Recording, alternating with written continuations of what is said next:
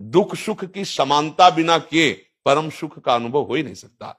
इस मायाकृत भोग पदार्थों को भगवान ने दुख योनया कहा है। मानो एक बोर्ड लगा दिया, दुखालयम अशाश्वतम। और हम सब यही चाहते हैं कि लौकिक भोगों को भोगने से ही हमारा राष्ट्र सुखी हो जाएगा या हम सुखी हो जाएंगे। नहीं, लौकिक भोगों को पूजन सामग्री बना करके और साध्य सच्चिदानंद प्रभु को रखा जाए तो आनंद की उमंगन हो जाएगी। बहुत सुंदर मानव जीवन का स्वरूप है जिसे देव दुर्लभ कहा गया। दुर्लभो मानुषो देहो। लेकिन क्या दुर्लभता शब्द स्पर्श रूप रस गंध इन्हीं विषय के भोगने की या इन्हीं सुविधाओं के लिए दुर्लभ कहा गया?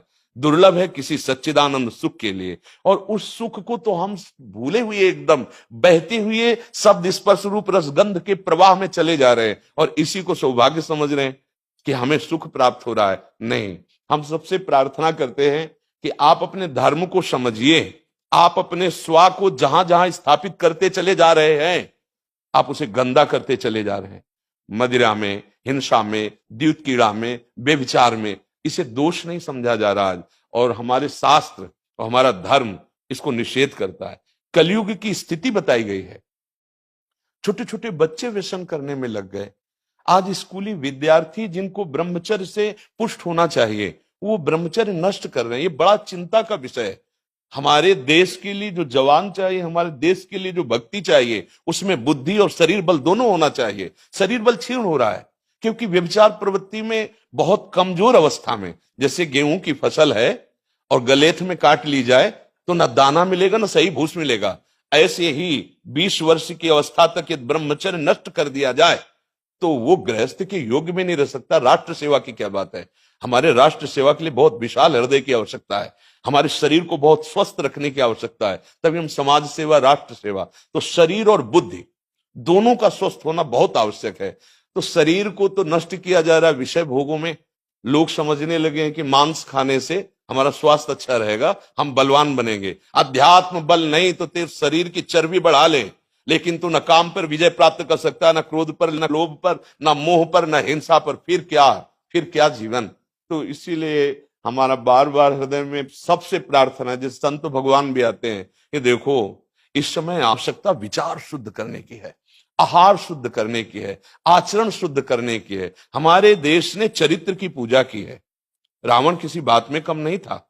आज भी कोई शिव अगर अभिषेक होता है तो तांडव स्तोत्र उसी का गाया जाता है। जटाटवी गलत ज्वलप प्रवाह पावित स्थले। ऐसा विद्वान और ऐसा बलवान जो 20 बार जैसे झूला आराध्य देव को झुलाया जाए, ऐसे महादेव सहित पार्वती को बाजुओं पे झुलाया, वो महाबली चरित्रहीन हो गया तो अपने देशवासियों ने राक्षस कह दिया उसको।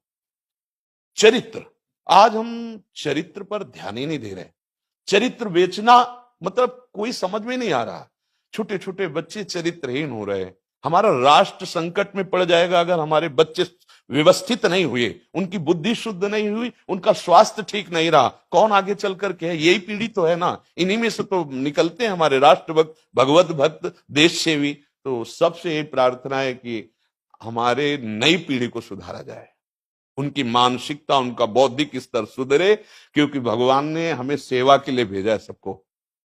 चाहे जितना एकांत गुफा में भजन करे, उसकी भजन की सिद्धि समाज सुधार में लगेगी। अगर समाज सुधार में नहीं हुई तो खास बात नहीं हुई। अपना उद्धार कर लेना कोई खास बात नहीं है। खास बात है अपने जीवन को सत्य और तप में तपा करके समाज को प्रदान कर देना। हाँ, विविध प्रकार से हमारे समाज को सुख पहुंचे, इसी में भगवान विराजमान है। बहुनाम जन्म नाम अंते ज्ञानवान माम प्रपद्यते वासुदेवा स्वरमित सम आत्मा दुर्लभा। भगवान कहते हैं बहुत जन्मों की आराधना के बाद ऐसा विवेक जागृत होता है, ऐसा ज्ञान प्राप्त होता है कि सबके हृदय मंदिर पर भगवान वासुदेव विराजमान है। और यही अगर लक्ष्य बन गया तो संसार की सेवा करते हुए वो भगवान को प्राप्त हो जाएगा। ये संसार है नहीं, ये वासना वासुदेवस्य वासितम भुवनत्रयम् सर्वभूत निवासोस्मि वासुदेव नमोस्तुते। वो वासुदेव ही अपनी वासना, इच्छा, एको हम बहुत श्यामा विस्तार कर लिया है। यही जनाना है कि तुम साधारण देह नहीं हो प्यारे, तुम अविनाशी के बच्चा हो, जो चाहो कर सकते हो। पर तुम्हारी चाह गलत दिशा को चली गई। व्यसन छोड़ो, बेविचार छोड़ो, तो हमारी राष्ट्र सेवा में लगो, समाज सेवा में। बूढ़े बूढ़े माता पिता को जवान बच्चे निकाल दे रहे हैं। क्या ज्ञान है?